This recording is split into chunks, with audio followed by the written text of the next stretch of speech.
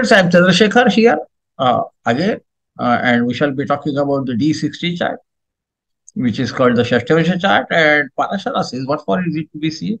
Akshaya Vishake Chaivo also. ShaShTyaMsha Athilam Ikshi, which means both from the Akshaya and from the ShaShTyaMsha, you can see everything. This is what the great Parashara says. As we know, I don't have to repeat, but at my age, we have a habit of repeating things many a times, uh, just for the sake of clarity. And we know that we look at the Rashi aspects here. The D charts show flavors of the original chart.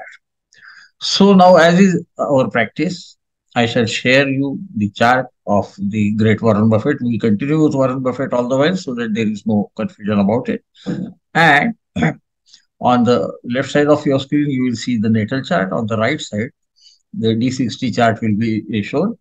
And in the ascendant part of it, the top square, D60 would be written so that it is absolutely clear what is what. And so I shall share the screen with you. And what we will be doing is now, uh, when I am going to share the screen, and here is the screen.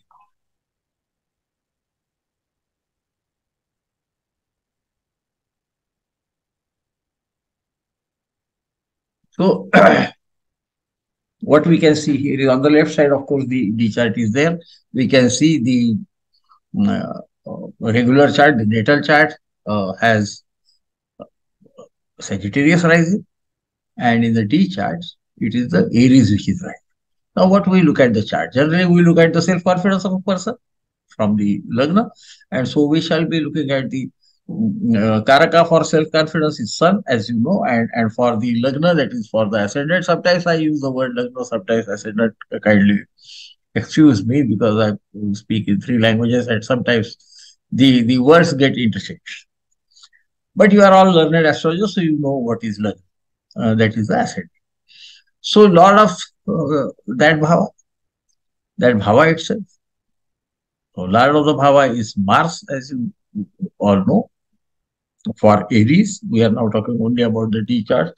About D1 charts, we have seen at many places. I mean, earlier we have had a lot of conversation about it, and so we are going to look at it in this fashion. Every bhava we will try to wherever possible uh, to avoid too much lengthening of the subject or the lecture. That bhava, the karaka, if possible, etc. And we shall try to find out whether this also says something similar. So what is happening here? See, in the ascendant, you have got Ketu. Ketu is said to be behave like first thing like Mars. Another thing is he gives results of the bhava occupied. Yadyat bhavagato vapi yadyat bhavesha sayunto is the aphorism for both Rahu and Ketu. He is alone there, so he acts like the Lord of the Lagna. Lord of the Lagna itself, the Lagna Bhava, the ascendant, occupies the eighth bhava in his own Rashi.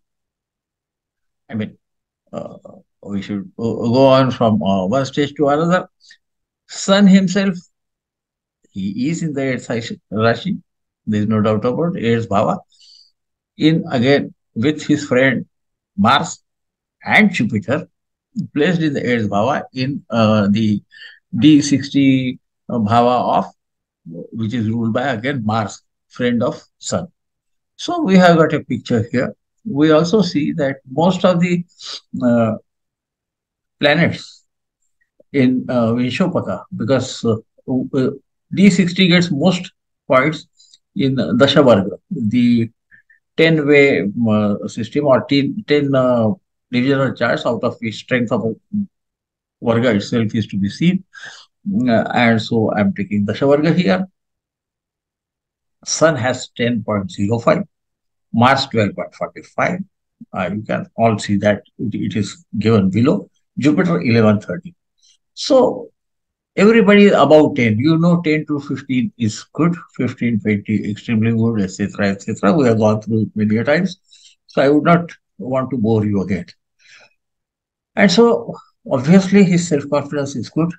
Lord of the ascendant in the eighth house generally gives a tendency of a Jataka going in for deep research, which of course, knowing his, main business, we can call it, main profession, which is investment and, stock market investment, etc., portfolio management, so many other things. So, which is correct. He has to go through a lot of research.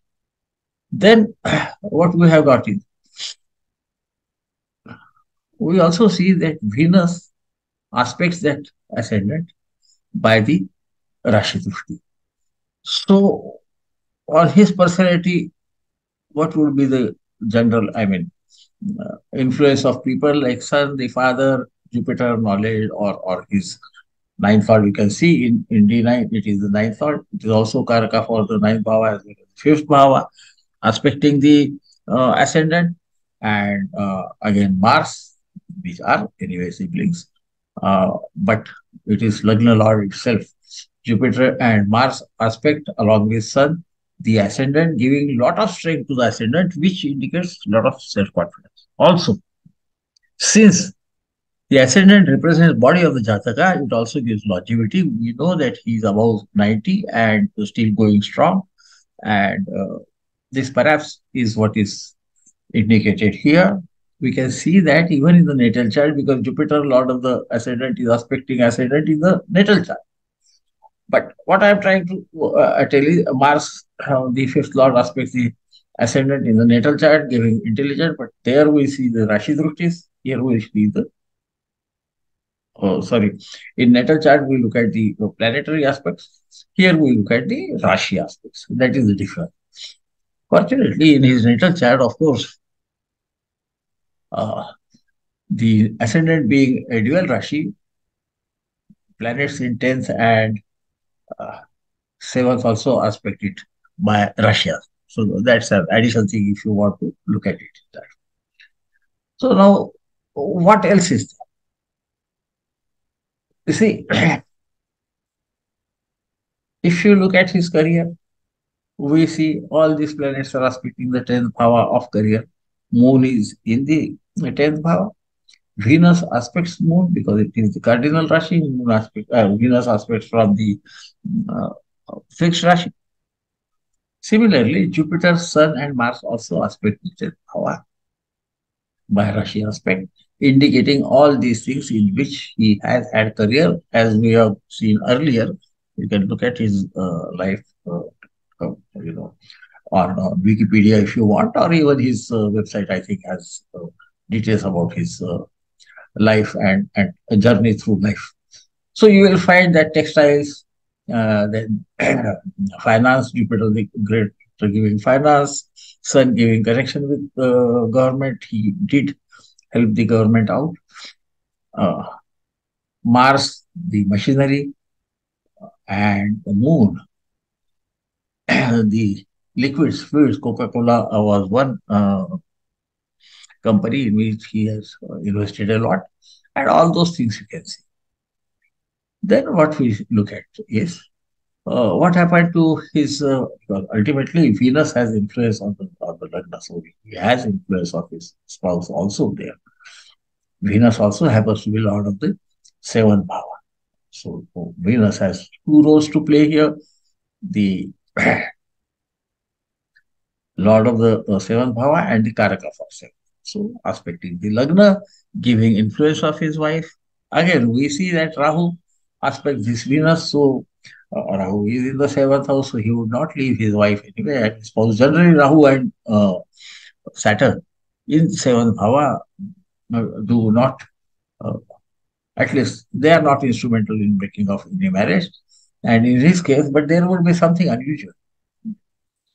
This Rahu also aspects the second bhava, which indicates the second marriage. I'm talking about it for a very specific reason. You can understand it. So, see, his spouse, Susan, after many years, wanted to do her own career in arts, etc., etc., and she relocated He was in Omaha. She relocated to, if I remember right, New York. But she, this is very interesting. She asked her friend to take care of Mr. Warren Buffett. And you can see Mars, the Karaka for a sibling, in a way is aspecting, you know, has some connection with Venus because both of them are aspecting Moon, the Karaka for mind. So what happened? Her friend, Susan's friend, uh, started living with him, and this went on till Susan died a natural death. After that, some say this was the wish of Susan. That lady married Warren Buffett very late in the life. So there was no divorce, no nothing. And you can understand one principle that we can derive from it. This has also been explained in the natal chart lecture earlier. So even from natal chart, we can see that. And this is how it plays out. Then what about siblings? We can see that. See, house of sibling is 11th and the third. That is what we look at it. Mercury is there, aspected by Saturn. And so, what does it tell us? Mercury and Saturn both are said to be uh, hermaphrodite planets. And Saturn happens to be the lord of the 11th. Uh, don't forget that. They are aspecting each other. Mercury happens to be lord of the third. I am talking about the D60 chart. Kindly remember this. And Saturn aspecting him, he had two sisters. As to his progeny, first progeny was Venus, as it is. You can see the fifth house. We look at it. Female planet occupied it. Aspect of Venus miniatized give male a sibling, but Venus occupies it. So he had first daughter, second was son. Now the question will always remain. I mean, it might arise by mm, son because Venus aspects the seventh house. You can see the second son, and third again a son. Jupiter is Karaka for not only progeny but even the grandsons and granddaughters. And see, Lord of the ninth occupying the eighth house. See, it is progeny of the, you can find out. Fifth is said to be house of progeny, so ninth will be both house of father of a Jataka and also his grandson or granddaughter, etc. Mr. Buffett never accepted his granddaughter as his own. So this is one thing which is interesting. It might help you understand the why this D chart is also important, but it only gives us the uh, what I call the flavors of the natal chart. It cannot cross the natal chart. We can also see that Ketu aspects the 11th house of siblings. Ketu, about Ketu, it is said, Vipratam Ketu.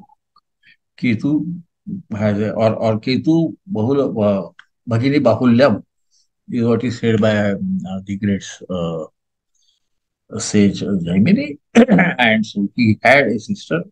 The elder was also sister, and other sister was again a female.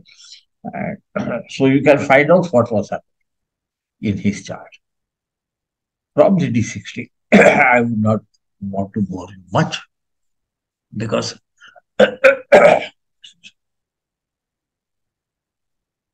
Moon in the 10th house, obviously you can understand that what the moon also is connected with the aspecting the second house of wealth and the eighth house of acquired wealth, or rather legacy, etc. He did get a legacy from his father. His father was also in the same business. Rather, his career, in a way, was connected with his father's career.